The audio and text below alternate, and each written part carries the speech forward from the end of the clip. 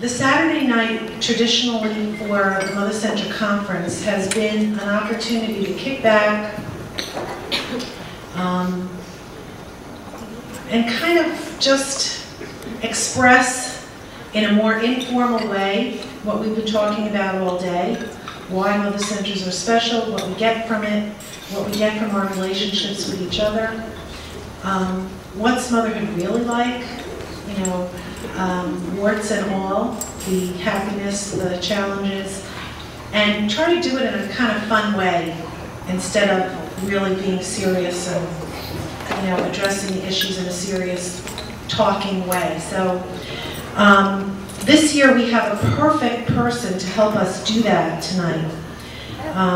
We're going to have Beth Osnes from Mothers Acting Up. Beth is the co-founder and program coordinator for Mothers Acting Up Live, the youngest of 10 children, and now we know why she does a lot of really interesting things to get attention. Now raising 3 of her own, has been knee-deep in kids for 42 years.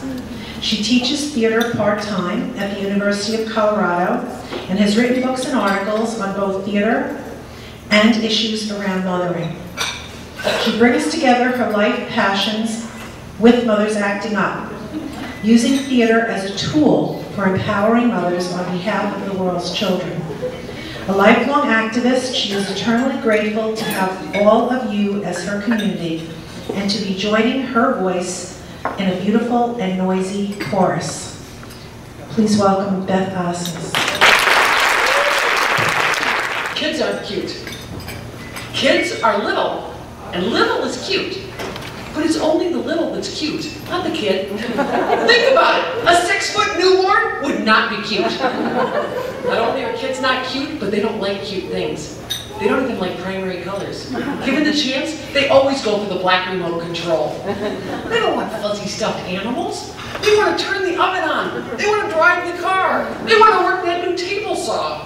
They're only playing with toys because it's all they can reach. In the last 14 years, I've spent quite a bit of time around kids. And I, for one, have seen their true colors. And they're not cute. Okay, this is my theory.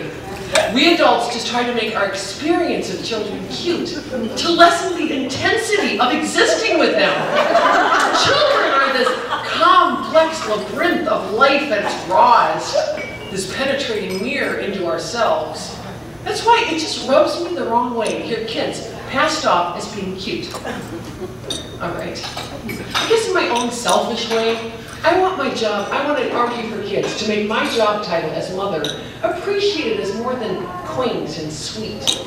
I want the grit and glory of motherhood revealed through the splendor of their charges. You know, just like lion tamers are revered because of the ferocity of lions. Therefore, I wish to systematically argue for adjectives other than cute when describing kids. Okay? Here we go. Kids are deep. They whack you upside the head with insight when your guard is completely down. Accompanying Stella into a bathroom in a Mexican restaurant, she's sitting on the toilet, pushing, and she announces to me quite off the cuff, "I have infinity love. Once until I give a love, another love comes back to me." And another point concerning the deepness of kids. Kids love infinity. Once they hear about it, that's all they talk about for the next month. Years. I hear them arguing. "I have infinity smart." "Oh no, well I've got 2 infinity smart." If you have 2 infinity smart, that means you don't even know what infinity is. And the word after infinity that they love is Googleplex. And they are very pleased with themselves. They can memorize and just casually drop in conversation the word anti-disestablishmentarianism. Also, kids are absurdists. They're always messing with your sense of reality. One time Leo, he's barely 2, I see him look out the front door of the house, run around, look out the back door, close the door, run around to the front again, open the door, look out, and then said with a slightly panicked look on his face, "We have 2 outside." And then another time, I see him twitching his eyes and holding his neck really struggling, and he says, I can't see my head because my face is stuck on it. Also, kids are selfish. Driving in the car, Leo is in his car seat, i.e. Philosopher's Stone, and he says, sounding mildly worried, is Grandma going to die? I say, yeah, someday she will, but she's had a good full life. We'll be sad for ourselves when she dies, but we don't need to be sad for her. Going a little deeper and asking a little more worriedly, are you going to die, Mommy? Yeah, someday I will. But I take really good care of myself and I try to be safe, so I've probably got a lot of good life left in me.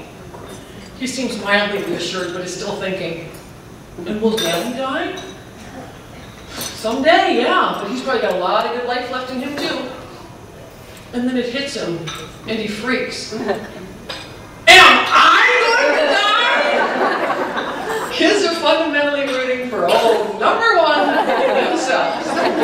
Okay, case in point. Leo came up to me and asked if we could get a pet tarantula. I explained to him that this irrational fear of spiders and could never, really, never live in the same house with a spider. He thinks about this for a moment, and then, not giving up hope of living with a spider yet, asks, do you think you'd move out if you and Dad got a divorce? Also, kids are linguistic. They are daily taking our language and putting it into a salt shaker and turning it upside down. Doing to our language just what we revere Shakespeare for having done. Stella, weeping that Leo hurt her, says, he stepped on my toe, and it was my youngest. They're masters of the hyperbole. In declaring her love, she earnestly stated, I love you so much I could pull my brains out. And they're ever surprising with the unexpected turn of phrase. When walking into the bedroom where my sister and I are sitting on the bed talking, Stella proudly announces herself, my name is Stella, I have blue eyes and a teeny crotch. And also, kids are spiritual. Waiting at the bank drive-thru, Leo at 4 years of age says, God is a good story. So is Spider-Man. Are we just stories too? And also, kids are savvy. One time I get a cheap flight to Wisconsin with a 3-hour layover in O'Hare. After 2 hours of waiting, I said to Leo, we get to take 2 planes to Grandma's, aren't we lucky? He looks up at me unimpressed and says, I don't want to be that lucky. And also, they can leave you speechless, with statements and retorts to which there truly is no reply. For instance, one time Leo comes running up to me, checking over his shoulder, and says, Stella's going to tell on me. And another time, I'm giving one of my impassioned lectures to our teenage foster daughter who lived with us for a year. I said, this is not like there's any one thing that I want you to be. You don't have to be a teacher or a doctor. I just want you to be happy. To which she replied, yeah, but what about what I want? And my final point of contention as to why people think kids are cute is because there is a widely spread misnomer that kids are funny. Kids aren't funny. Have you ever heard a kid try to tell a joke? It goes on and on and on. And it's always one you've already heard. Okay, kids can be silly, but that is a very non-inclusive variety of low humor, usually based on the same fart noise made over and over again. It's usually not funny to adults, but rather annoying. Oh, all right. Kids can be funny when they unknowingly juxtapose bizarre combinations in an earnest effort to make sense of the situation. One day Leo came up to me with a snotty nose that was suffering from some severe leakage and asked the scientific curiosity, what's inside my head besides the stuff that comes out of my nose? And lastly, they can create the unintentional pun, made all the funnier by their complete ignorance of what they are really saying. One time my friend and her daughter were cuddling in bed, and my friend said to her girl, this is what Mommy and Daddy do sometimes. It's called spooning. She thinks about that for a moment and then asks, do you and Daddy ever fork?